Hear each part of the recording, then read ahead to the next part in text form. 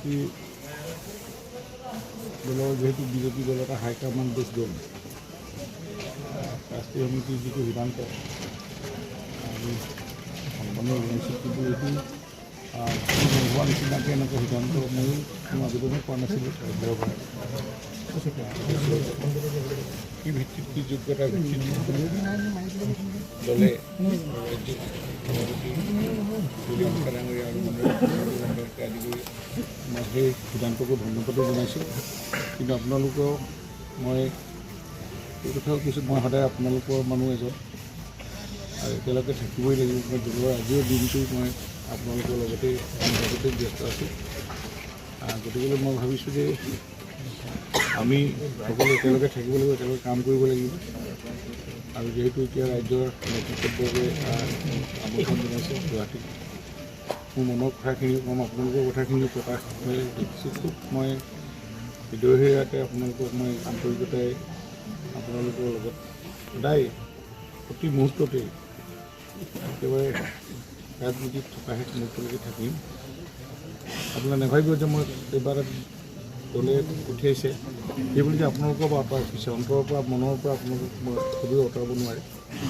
আমি যিমান 10 বছৰ মই যি ধৰণে কাম কৰিলোঁ আৰু দলটো 2000 চনৰ পৰা মই একেবাৰে তৃণমূল পৰ্যায়ৰ পৰা বুথ সমিতিৰ পৰা একেবাৰে আগত পঞ্চায়ত সমিতি আছিল, এনেকৈ প্ৰতিজন সদস্যৰ লগত যিটো আন্তৰিকতা সেইটো সদায় থাকিব আৰু সেইটোতো কোনো কাকো পাহৰিব নোৱাৰে।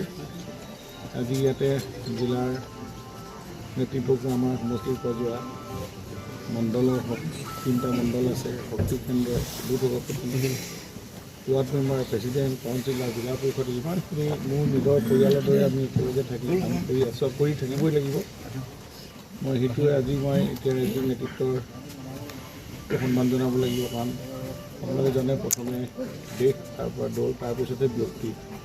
গতিকে এই ব্যক্তিৰ কথাটো ইয়াত প্ৰাধান্য নাপায়। আমি যিহেতু মোৰ মনৰ কথাখিনি হাইকমাণ্ডক কৈছোঁ যে মোক এইবাৰ অন্ততঃ বিধানসভাত এইবাৰ অন্ততঃ মই থকা হ'লে ভাল আছিল, কিন্তু সেই কথাটো দলৰ হাইকমাণ্ডে কেনেধৰণে বিবেচনা কৰি আকৌ মোক কিবা যোগ্য বুলি ভাবি ৰাজ্যসভালৈ পঠিয়াইছে, সেইটো মই তেখেতসকলকো সন্মান জনাব লাগিব। ৰাষ্ট্ৰীয় সভাপতি, পাৰ্লিয়ামেণ্ট বোৰ্ডে সেইবিলাক অনুমোদন জনাইছে। আমাৰ মোৰ বন্ধু বিধায়ক ফিৰজ গোৱালা আৰু আমি একেখন এছেম্বলিত 10 বছৰ ধৰি কাম কৰি আছিলোঁ। গতিকে মোৰ তেওঁলোকক প্ৰতি মুহূৰ্ততে পাই থকা মানুহ